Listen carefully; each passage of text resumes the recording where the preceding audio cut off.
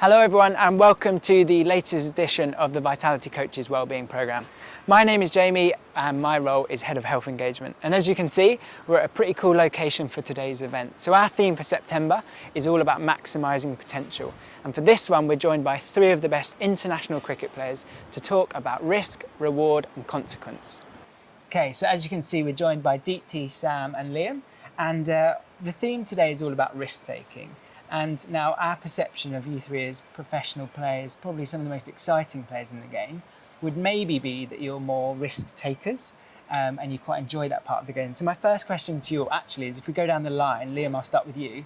Would you say that you're someone that seeks out risk, or would you say you're someone that maybe looks to avoid risk and is a little bit more cautious? No, I think in life and in cricket, I'm more of a risk taker.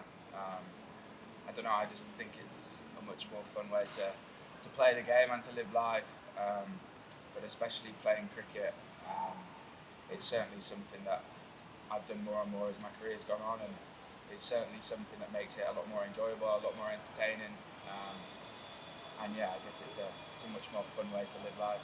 I think that's an exciting way of putting that answer, because I know that some people can look at risk and look at failure immediately and all those sorts of things. So Sam, do you share a similar perspective on that? Like, firstly, would you say that you're a risk taker, and secondly, your reasons for it I think are really interesting. Yeah, I think I'm similar to Livy about on a field. I'm probably more of a risk taker. Like Liam said, it's probably in a tournament like the 100 is probably quite a risk-taking game. So if you are taking risks, you got to accept that you're going to fail here and now and again. But away from cricket, I'd probably say I'm a little bit more safe than taking risks. But I guess on the field, I like to take risks, and obviously you got to pick the right moments. But I feel like I try and play a brand of cricket that's quite risky and risk and reward, I guess. Yeah, I think that's something we'll dig into a bit, because you say off the field maybe take a few less risks, but then you looked at Liam. I don't know if you mean less risk than Liam or less risk generally, but we'll come into that.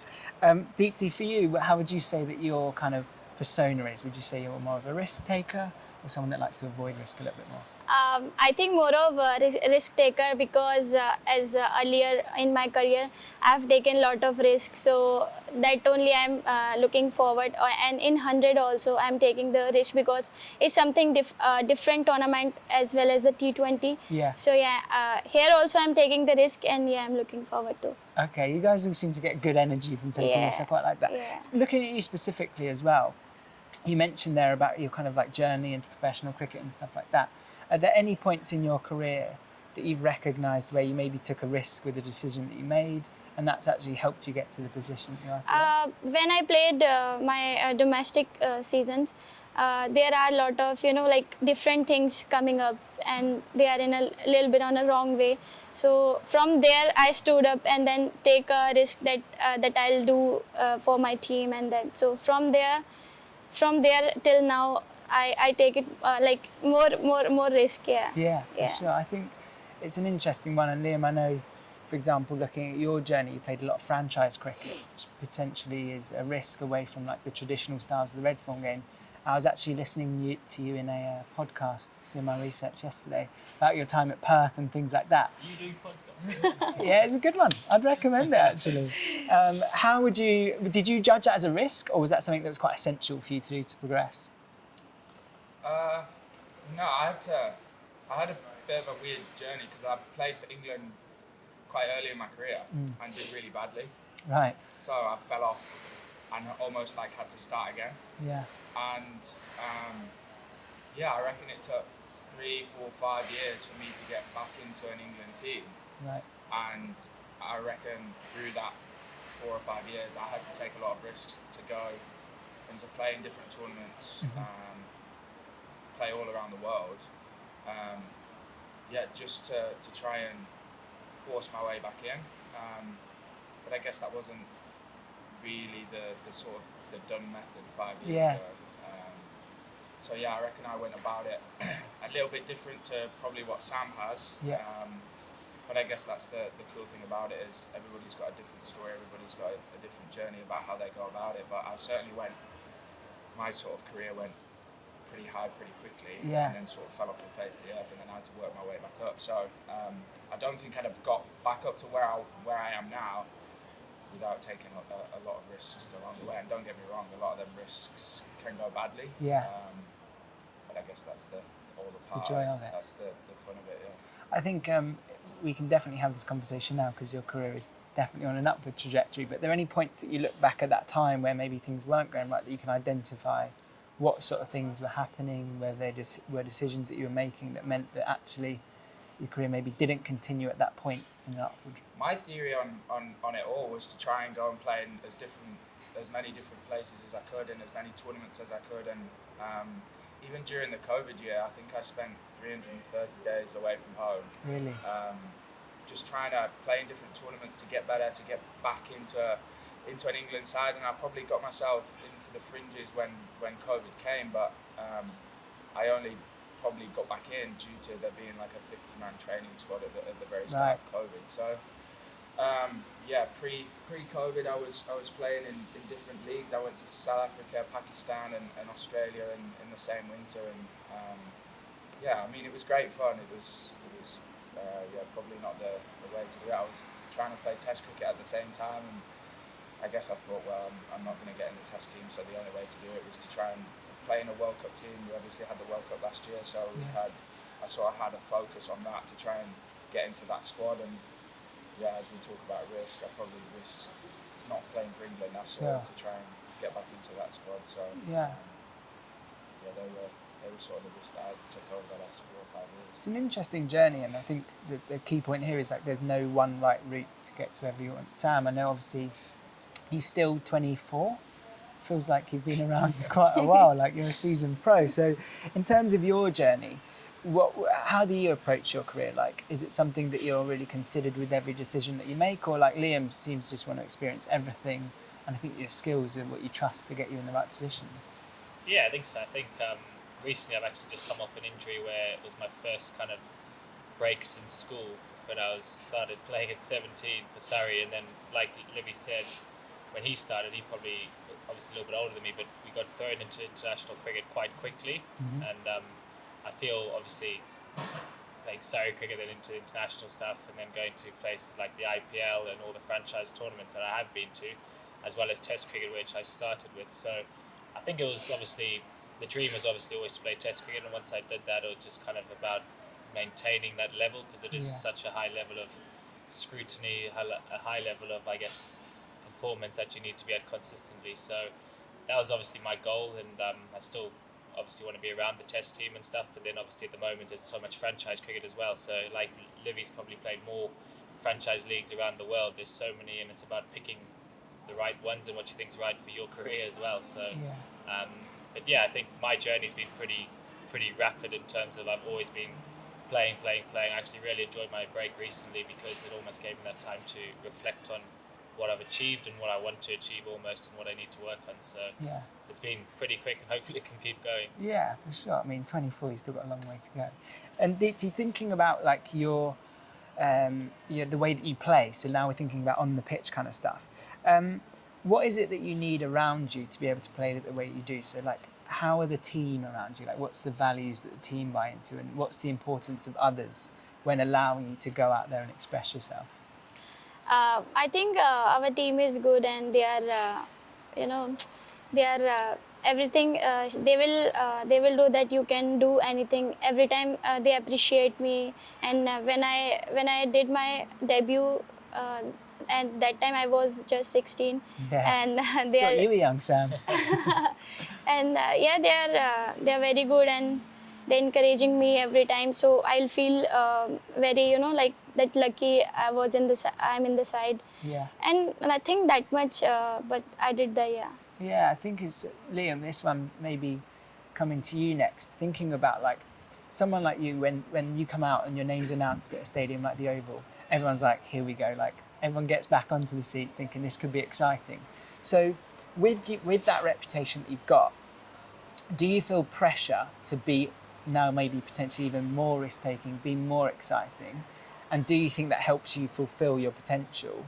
Or at other times, do you think, I maybe shouldn't play this way, but I want to live up to that name and stuff? So do you feel a pressure with being the persona that you've kind of developed over the years?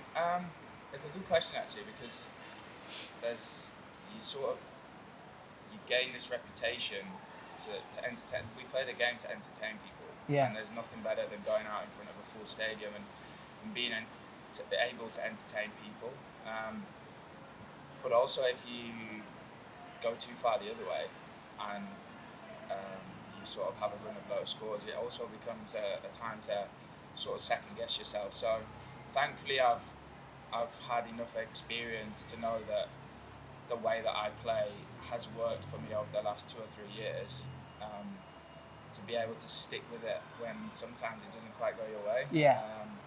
But I guess that's the fun of playing the way that, I guess me and Sammy sort of play in a similar way, that you know for a fact that if you have a day out, you've got a very good chance of your team winning a game, and you've got a very good chance of entertaining 20,000 people. Yeah. And I think that's the coolest part of it. So if you do go 4, 5, 6 games without getting any runs, you do know that when your chance comes, or when you do have a day out, that firstly it's going to be good fun, and secondly you're going to do what you do and you want to entertain people. And I guess that's the coolest part of it. But it takes a lot when you've not done well for a couple of games to sort of keep going. And but I guess it's sort of, we've done it for now for the last 2 or 3 years, and it's probably the most fun part of the game. Do you think that there's ever a point where you think, actually, I do need to change? Or like, do you have to have that strong self-confidence and belief, and like Deepti said, like your teammates around you, but have there been points where you've thought, maybe I'm going a bit hard here? Absolutely, yeah. And there probably is times when you get it wrong, but there's also times when sometimes you'll get it wrong the other way and you're too cautious. Yeah. My theory on it is, as long as I go out and do what I know I can do, and if it doesn't come off, it doesn't come off. We're probably in the only sport where you fail more times than you succeed, and I guess that's something that's really hard as a sportsman to accept. But the days where you do have a day out and the days that you come off make it much more fun. And sometimes you get on a roll and you can come off 4, 5, 6 times in the tournament. And other times you can have really bad tournaments. And I guess that's the world of professional sport, and it's probably what gets us up in the morning and what makes us come here to train and to try and get better and to try and get more consistent and to try and get better at our game, ultimately to try better to entertain. Yeah, I love that the game's it's kind of changed like that. Like, obviously we've got franchise cricket, we've got bright kits, and as much as every player's celebrated, the ones that can potentially perform unbelievably but also maybe get out first ball, like you accept that a bit more now. And Sam, thinking about like everything that you guys do is analysed, like whether it's good, bad, there's a lot of people watching all of the time. So when it goes well, like Liam says, you entertain people, they'll talk about it, it goes viral. On other times when maybe you get on a run where it isn't going so well, you're going to get criticised from people who probably don't know the game well enough to do that, but that's just the nature of it. How much do you look into the praise when it's there?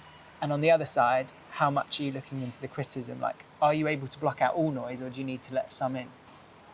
It's a good question. I think it's one of those things where everyone knows, I'm sure we're all on social media and things like that, where there's, like you said, when you do well, you obviously want to read it, and then when you do badly, you obviously want to not read it, but at the same time, some players find it gives them motivation when they're getting put down. And like Livy said, it's one of those things where if we play a sport that we play so many games, so you could get on a run where you run a low scores or not bowling very well, but we know there's a saying in cricket, I guess, as like opposition players, you look at the team and you're like, oh, he's due because he probably hasn't done very well, and then you know everyone's such good players. So I think it's how you can handle the highs and handle the lows is about trying to stay pretty level. I think me and Livy have probably experienced the England team is the white ball setup is very kind of tries to stay quite level when we win and lose to try and be the best team. So I think it's kind of every player is different. Like you guys might be totally different to me, but when I do have bad games, I try to shut it out. But obviously, when you do well, you want to enjoy those moments because those are the reasons why I guess we play the game. We try and, like Livy said, you want to entertain people, and those moments that you do well are the ones you probably remember. And I guess it's obviously a big balance now because it is quite a touchy subject, social media, in terms of players' mental health and all these type of things, where I guess there's a lot of good about social media, but at the same time there's probably quite a lot of bad stuff. Yeah, I think it's maybe undervalued as well. Like the amount that people go through. I think we probably saw it this weekend if anyone watched the boxing. Like actually, these athletes are dealing with so much pressure, and sometimes when you're in a battle as well, there's too much at points. And Deepti, if I think about kind of like your role within the Birmingham Phoenix team, but also for India, I'm sure there's huge pressure. How closely aligned would you say that your performance and the way that you play is with like the level of confidence that you've got? So if you're more confident, do you feel like you can be more expressive? But on the other side, if your confidence is low, does that affect the way that you play? It feels more confident when I played any game. Recently, I played Commonwealth. There is, too much pressure because we played finals. So there are a lot of noise as well because crowd was too much over there. So yeah, we managed really well those points, and yeah, 100 as well. Like what I did in the country games, then only I'll decide to do here as well. So my routine and pattern are same. So I'll not confuse, and I'm going just in a simple way. Okay, cool. I think again, like pressure and risk, and it can either help or it can kind of hinder your decision making. Liam, thinking about like the massive games that you've played in, I remember hearing Josh talk about the World Cup final before, and he said that when he was batting, he wanted to play the ramp shot, which is quite a risky shot, kind of playing like over your own head. And he said in any other game, I'd have played that shot. So I went through a process and I thought, well, this is just any other game. It's the right shot to make. I'm going to do it. Unfortunately, it paid off him. Does pressure of crowds and like moments and situation affect you, or would you say that you're really confident in the decisions that you make no matter what the situation? No, I think that comes with experience. I think early on in my career it definitely did. Like my first year I played in a T20 final on finals day, and I remember like going out to field and almost like a starstruck kid. Really? But then as you play in more of the games, like luckily now, especially with 100, we get pretty much full stadiums everywhere we go. I've been to an IPL, the pressures are so much different over there, and played a lot more international cricket, and I guess having all them experiences, you just get used to it, and it does become just another game. And I guess that's the key to it all is treating a World Cup final the same as what you would treat a T20 game for Lancashire or whatever it is. So I guess the pressures never go away. Every game that you play and you're under pressure, but I guess that's what you play the game for. Yeah. But yeah, it certainly comes with age, as Sam will find out as he grows up. But no, it definitely gets easier and easier, and you learn to just deal that any game is just any other game. Yeah. I imagine the way that Josh was thinking in that game will have come from years of experience, and if you'd only played for a year, I can guarantee you wouldn't have played that much. Really? Sam, from your perspective, obviously I know you are now really experienced, but when you first came into the side, were there any tips or like ways that you managed dealing with that pressure? Because as fans, like when we watch people come out to bat and like the fire goes up, I'm thinking I'm out. Like there's no way I can perform at that. So was there anything that really like you've been able to highlight that helped you? I think the point about Livy, the experience is obviously the biggest thing. I think looking back, I look at highlights of me playing when I was 3-4 years ago. I kind of say to them, what were you doing kind of thing, because you kind of just, as you playing as somebody who's new to the game, and like Livy said, if there's people in those moments, if they've only played for a year, they'll probably do it or won't do it because they don't feel confident. I think you can only learn to deal with pressure, I find, by being in those pressure situations, in terms of how you don't know how you're going to react if you walk out, and you can't prepare to walk out in front of a full house here at the Oval as a young academy player. It's just something you've got to deal with as a player, walking out there going, wow, like Livy said, on finals day, it's probably one of the biggest events in the calendar for a county player. So and for him in that moment, he probably was like, wow, this is crazy. But now you guys, both these players do it so often now, it's kind of becomes a bit more normal. And I think in those pressure moments, you probably played shots or you bowled deliveries that you are happy with, but there's times where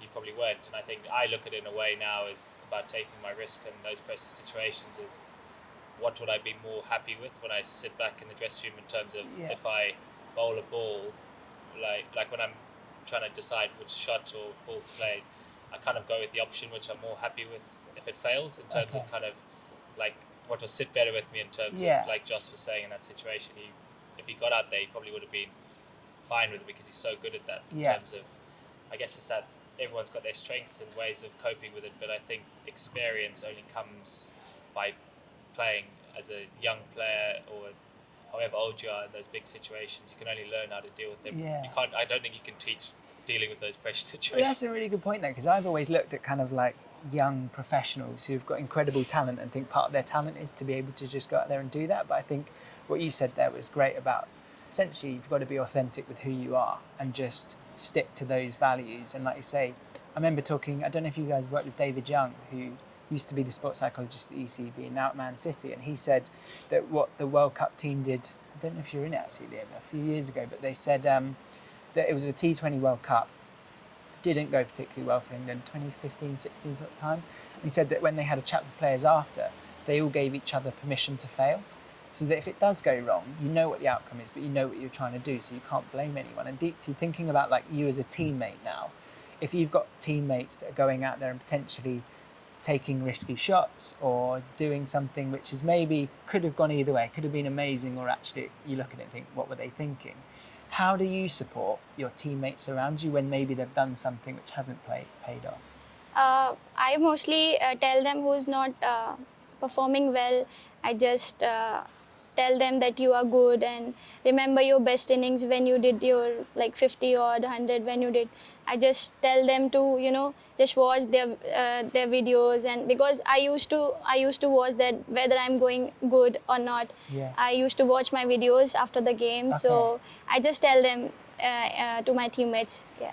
Okay, that's it. Do you guys watch yourselves back again as well? We definitely would. The Instagram reels, I've seen them. I don't Do you until not? I'm not playing well. So And you, then okay, so you don't if I look at the feel good like games. If I feel like I ever start doubting myself, I do go back to innings that I've played really well. And Right.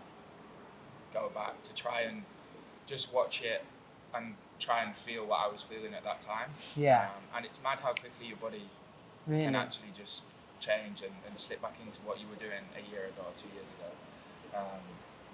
So yeah, I won't watch myself bat every day, no. But there are You times, can tell us if you do. There are It's times when, I know Sammy wants to tell me, but there are times when I think you need to go back and look, and I think it helps you. Yeah. But yeah, there's certainly people that will watch themselves after every innings, and there's people that will never watch themselves. But you said I'll be watching the highlights when I get back tonight. tomorrow night, I was going to say, that's the one. But Liam, it's interesting you said there, actually, you're not necessarily looking at your technique or like a certain shot that you played or anything. It's a feeling that you're trying to remember. What is that for you? Like, what is the feeling and what's the mental state when things are going well for you? And that's the biggest problem I have is I'm not really a thinker. I don't think I'm clever enough to think. But to get the feeling of what you feel, you don't think about anything when you're doing it. Yeah. So for you to then slip back into it is really hard. Yeah. So there's times, I think pretty much the whole way through my career, when things have been going well, I've done really well. Yeah. But when things go badly, they've gone really badly. Right, So okay. my career has been very Yeah. high and low. And I think that's the reason that my career has been like that, because I don't have that certain thing that I know and feel, Yeah. but I know when I'm in it. Yeah. But when I'm out of it, I don't know how to get back in it. Sure. So it's almost like if you're thinking about it, If I'm thinking It's not about great. it, I'm useless. right? Okay. Which is one of my biggest problems. But Yeah. I guess there's a lot of people that think a lot about things and they like to Yes. think. And if I went down that route, then it wouldn't work for me. But I guess that's the cool thing about us as people, but also a professional sport, is every single person is different. What Sammy does well may be very different to what I do well. Yeah. But you never really, you never know what. I certainly don't know what my perfect thing is to make things go really I think well. I've heard a lot of athletes in particular and people in business talk this way though, in that the times when you feel the happiest or the strongest emotion, you can't plan that. Like, it's just part of living. And Sam, in terms of like supporting, not necessarily Liam, but your teammates, so Deepti said like how she would support her teammates when things maybe aren't going well.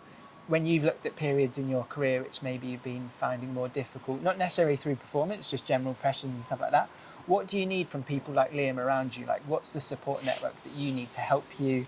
Liam looks like he's a great help. He's loving I this. think it's massively important. Like what's been said about your teammates is obviously we play a team sport, but you obviously worry about your own game and kind of contribute to the team. But at the same time, I think like Livy's one of my good mates. You get I go and play golf with the guys. You talk about cricket when you're playing golf. You're just trying to get away from the game. But when you're going through bad patches, I guess it's how they react around the dressing room and stuff like that. Everyone, you're all there for a reason. I try and that's my kind of way of looking at it.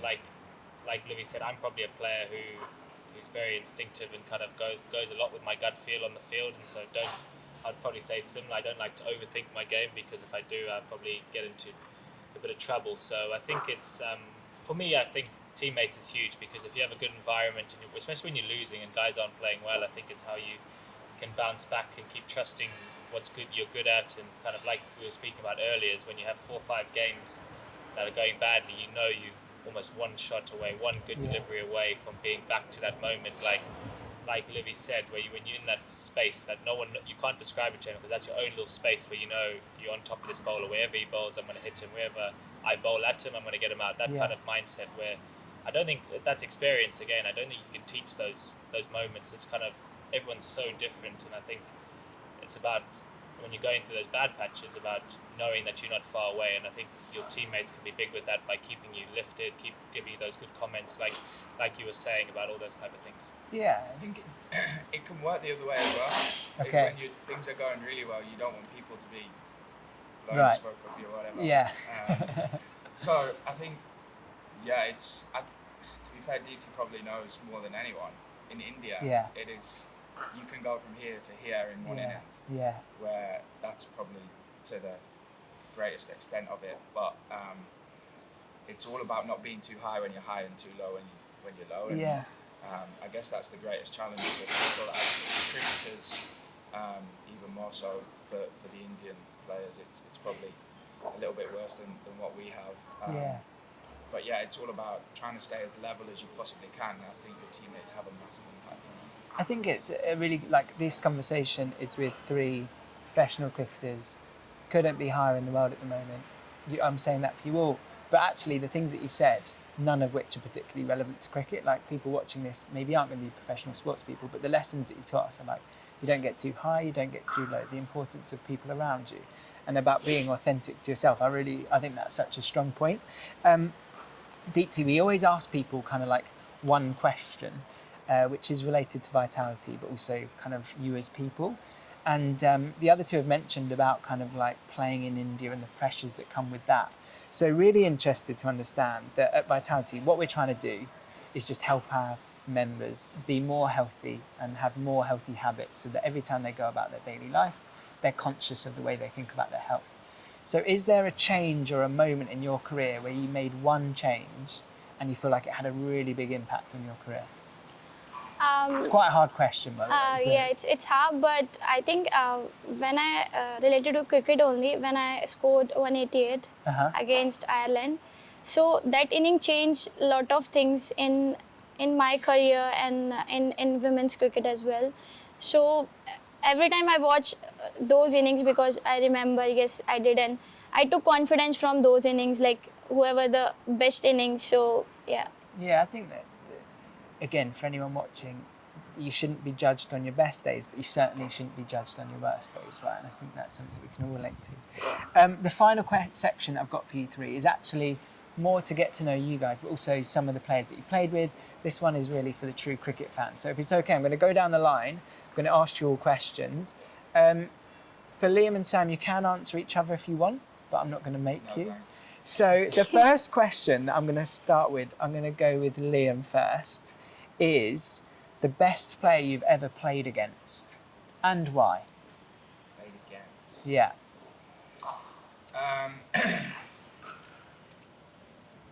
Probably A.B. de Villiers. Only because he was my hero growing up anyway. Yeah.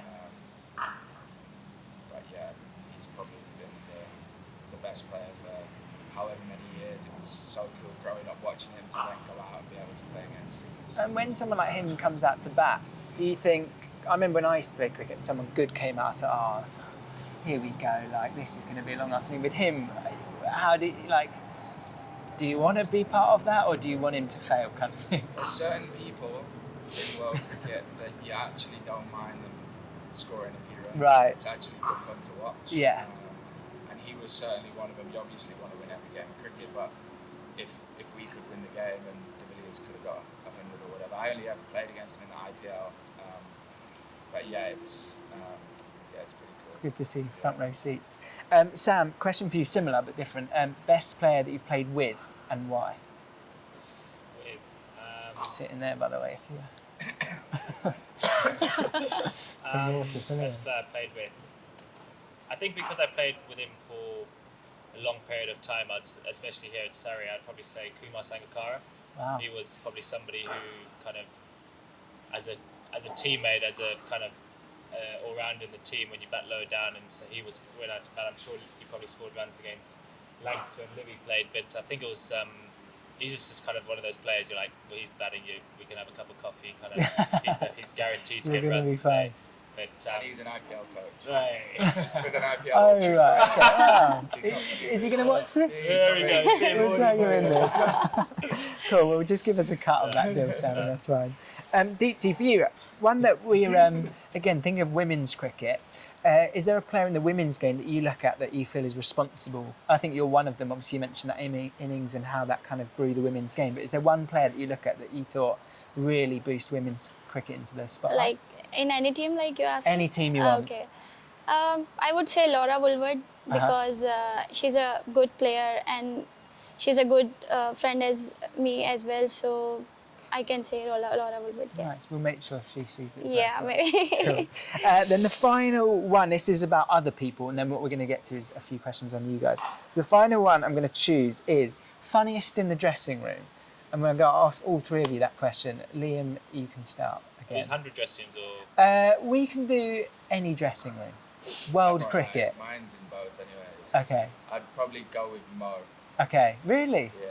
Not that he's not funny, obviously. No, 'cause he's my captain. So. Okay, great. Yeah. But no, he's a joker. To be fair, we're very blessed in our English dressing room. Every morning, whether you're tired or not, you walk in and everybody just Okay, goes at everyone. it's the way to be. We So did actually it's notice this great. when Sam was walking across the pitch. We'd never met him before. Liam shouted something out. I was thinking, it wasn't me, Sam, I promise. But I like that you've all got that relationship. Yeah, it's it good. seems It's fun. good fun, and Mo sort of leads that. And like we said before about when things aren't going well, sometimes someone will get out and Mo will just say something and you're feeling very down about what's just happened. And then all of a sudden you just go, yeah.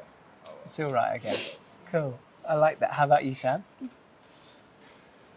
I don't want to say it, but I'd probably say Oh, Livy. no, He's kind of, we're doing as being this. one of my good mates, like he said, Okay. we literally tear each other apart in the dressing room in terms of. But I'm nervous, but very excited for tomorrow night because if I get Livy out, the carry on is going to be phenomenal, and vice versa. So Okay. as long as I don't get out to him, Right.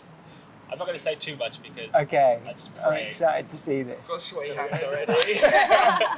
This is we'll have to check back in after tomorrow and see that please. you're still friends. And then Deepti, for you, someone in the women's game that you think's got great character that you enjoy being a teammate of? I think Jemima because while dressing room, before the game, after the game, she put music on speaker, like Punjabi song and nice. every song mostly, but yeah, mostly Punjabi. And she take care of like everyone's while dressing room and in the bus, and she's more energetic, and she take for some dance, you can dance, and she take like so fun. Nice. Yeah, fun. Sounds like you've got good dressing rooms to be a Yeah. part of. Any invites, welcome. Final question. This is actually more now, not about teammates, about you as individuals. Interested to know who has inspired you most in your career. They don't necessarily have to be a cricketer. And what is it about them that inspires you? I'm going to flip the order this time, so I'm going to come to you first. Oh no, Is please. that okay? Please Sam, start with you this. can go first. Oh, He's in the middle of a sandwich here, so. who's inspired me? probably say my dad growing up, probably in terms of obviously having two brothers. We played cricket since we were since we could walk, kind of just that kind of drive and competitive nature you put in us as young people. I think that's kind of really helped us as players and as people to kind of go and live in the world and kind of perform on the high level. I think I personally live off that in terms of you have to be very competitive to survive at the top level, and on that kind of mindset of making sure it's like you or me type of, especially on the field. So that would probably be my kind of inspiration and kind of what I think's got me to where I am today, I'd say.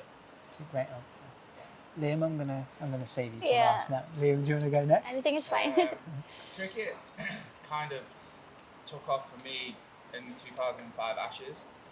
So I think it was Freddie and Shane Warne. I like spinning growing up. That batted a bit. So yeah, I guess both of them two sort of they were who I wanted to be when I grew up.